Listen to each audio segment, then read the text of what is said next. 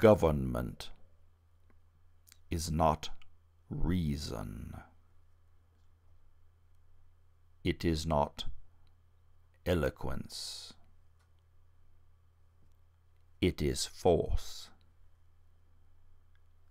Like fire, it is a dangerous servant and a fearful master.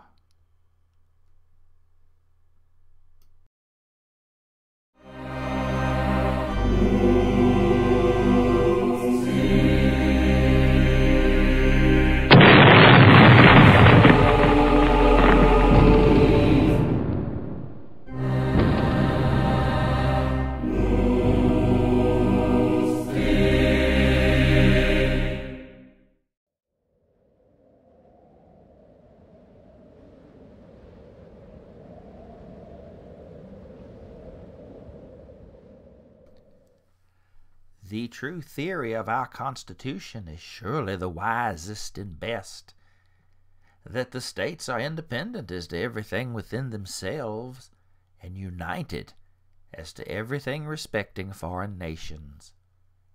Let the general government be reduced to foreign concerns only. But I repeat that this simple and economical mode of government can never be secured if the New England states continue to support the contrary system. In other words, what Mr. Jefferson is telling us is that the states have the right to control everything that goes on within their borders. That the federal government should never tell a state what to do, but should merely protect that state at all times. As Thomas Jefferson said, the only purpose of government is to protect us from injury. Thus the federal is not over top of the states, but they are co-equals.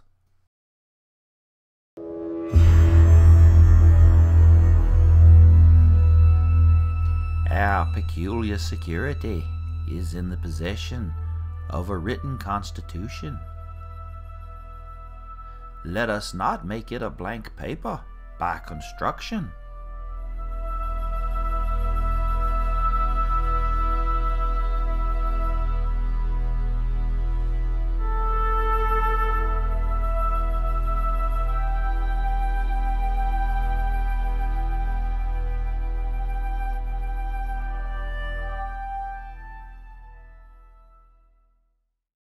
To be sure, there would be a great treaty between all the former colonies, a non-aggression pact to keep, say, New York from invading Vermont, and also to represent all of the colonies, now states, to the rest of the world as a united effort. This treaty became the Articles of Association, and then became the Articles of Confederation. And finally, it was codified as the United States Constitution. Now, there would have to be a governing body that would make sure that New York did not actually attack Vermont, and to make sure that England, Spain, or France did not get any ideas about wanting to own the eastern seaboard of North America. In short, the only reason that we created a federal government in the United States was as a protection racket to save us from each other and to save us from the other countries of the world. In other words, mess with one of us, you mess with the whole trailer park. That was all we wanted from a general, or what we now call the federal, government. The mail and one or two other small things were given to the federal end as well. But everything else was to be retained by the states. Healthcare, gun control, direct taxation, the legal recognition of civil unions and marriages, the schooling of children, the punishment of children, the use of marijuana, and which acts would be considered crimes and which would be legally allowed by that state under state law. The 9 small northern colonies, however, had other plans. Plans that they did not mention to the South and the southern colonies before the war, and plans that they did not even dare to discuss openly at the end of the Revolutionary War for fear of being hung for treason. Because of New England's desire to bring the British system of government to North America.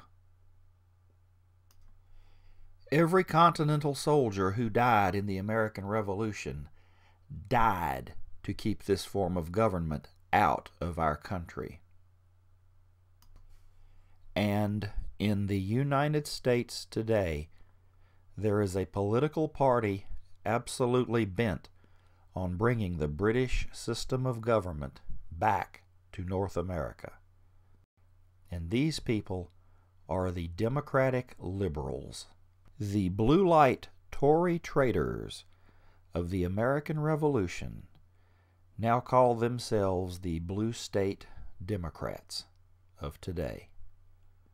And no one ever noticed that they called themselves New England all along. As the dog who returns unto his own wretch, so does the liberal return unto the British monarchy.